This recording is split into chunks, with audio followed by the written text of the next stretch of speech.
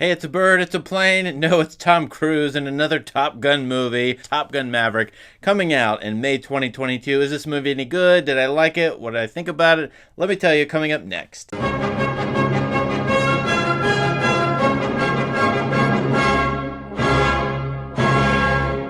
I can think of a lot of dad jokes for Top Gun Maverick. Does it crash and burn at the box office, or does it soar to new heights? Dad jokes are totally appropriate here because everything has gotten a lot older in this sequel to Top Gun from 1987, which is a U.S. Navy advertisement. Great F-14 fighting in that movie, very memorable stuff happening between Tom Cruise, Val Kilmer, and everybody else.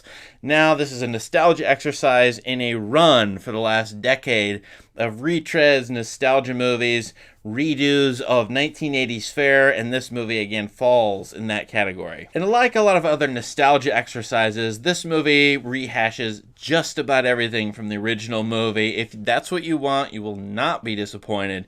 Tom Cruise is winsome and handsome as Maverick, playing this character again. We have Iceman coming back, Val Kilmer is in the movie, and then you've got Great Balls of Fire on the piano, you've got beach sports, although it's not volleyball this time, and a number of other things that come back, including the character played by Miles Teller here named Rooster, is the son of Goose. That was the Anthony Edwards sidekick character to Tom Cruise's Maverick in the original. Spoiler alerts, as you might know in Top Gun, the sidekick Goose dies, but he has a son, so in this movie the son is all grown up, is now a naval fighter pilot who is sort of pissed off at Tom Cruise because problems. Anyway, Tom Cruise plays Maverick, who goes back to Top Gun school and is going to train elite fighter pilots on a specific mission. They're going to go take out some kind of nuclear plant, nuclear base somewhere in the world. Interestingly, we're never told who the bad guy or the enemy is in this movie. The script just says the enemy. They end up in a snowbound region, so is this China, Russia, North Korea, Canada? It might be any of those because this movie does not take place in the real world. It is so nondescript about who is fighting whom and why here. Anyway, Maverick has to train all these hotshots, already elite pilots who have passed through Top Gun school for this mission, and he's going to show off everything. Here you've got a 60-year-old guy, Maverick, being the best pilot of all.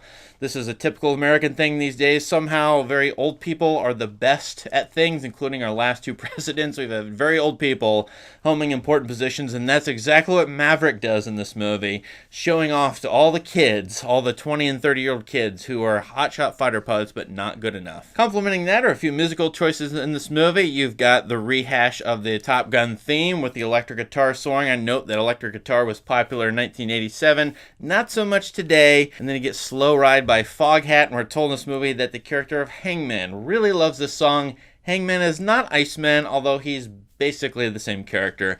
And then you've got The Who, We Won't Get Fooled Again. I mean, we're playing all of these boomer songs in this movie. Not that I'm opposed to that, but it's just a rehash of everything old and celebrated as great. Now that may seem that I'm negative on the movie, and in fact, after the start of the movie, which has some Chuck Yeager tones that I kind of liked, using Maverick as a sort of a great American hero, and we need to man planes and not throw drones up into the sky because manned planes are better than unmanned. That's one of the ideas in this movie, although it's dropped pretty quickly.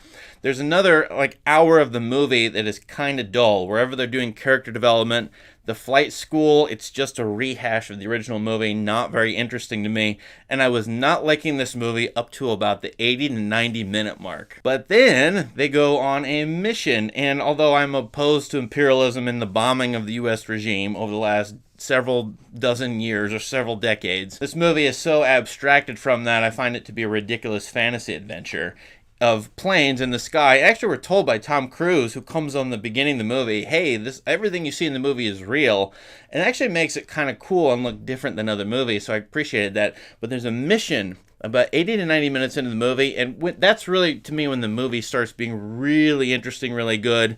I think the last hour of the movie, probably the middle of Act 2, all through Act 3, is kind of ridiculous action-adventure fun, in my opinion. Although other people may disagree, I think it's really well shot, really well edited. Joseph Kosinski, the director here, actually helmed a retread I liked as well, Tron Legacy, several years ago. And he's here, and he's showing off some great direction. I'm sure Tom Cruise is producer help make this movie look very realistic. You're up in the planes with these guys and you're flying around with them. I think where the camera's placed is a lot of fun, and it may be even an advance in development and showing off fighter jet sort of scenes in movies. This movie may be an advance over pretty much everything else that's come before it. And this movie has a little flavor of Star Wars, in fact, a lot. George Lucas should be paid something for this movie because they're doing a trench run. That's their special mission in this movie. They're going to be shot at by cannons on the ground level, a la Star Wars, at least the first Star Wars episode 4.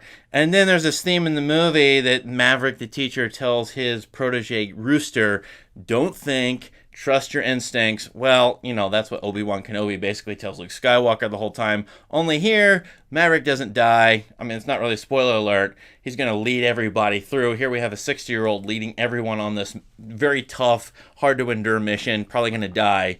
And yet the old guy comes through. This is definitely an older man fantasy, and I say that because it takes one to know one, right? So all in all, I would say in the first hour and a half of this movie, just keep hitting the skip ahead 2x speed button if you're watching this on Netflix or something, or some other player. Get to the good stuff, which to me is the last hour or so of the movie. There's a completely needless romance, in my opinion, with Jennifer Connelly playing a character we think we should know. She's not in the previous movie, though, although Maverick says he knows her. I was very confused by that, as if I was supposed to remember her, but I guess she's not in the original? I forget. But anyway, needless romance, beach sports, motorcycles, forget that. The character development's dumb, I think, but the rest of this movie, really interesting fighter pilot stuff in here. So, absent the political messages, this is probably another advertisement for the U.S. Navy. But it's kind of, in terms of film, I think go back to the beginning of film, the first movie that ever won an Oscar called Wings. You know, they've been trying to capture on film what it's like to fly fast. This movie is probably one of the best to ever do that, even though I think most of the other things in this movie aren't that great. So for all those reasons, I'm going to give it 3 stars. I'm kind of hesitant about that. I could even say 2 stars, but I think the parts of this movie that are good are really good. What do you think of Top Gun Maverick? Let us know in the comments. Please subscribe to this channel for more great content. Have a great day.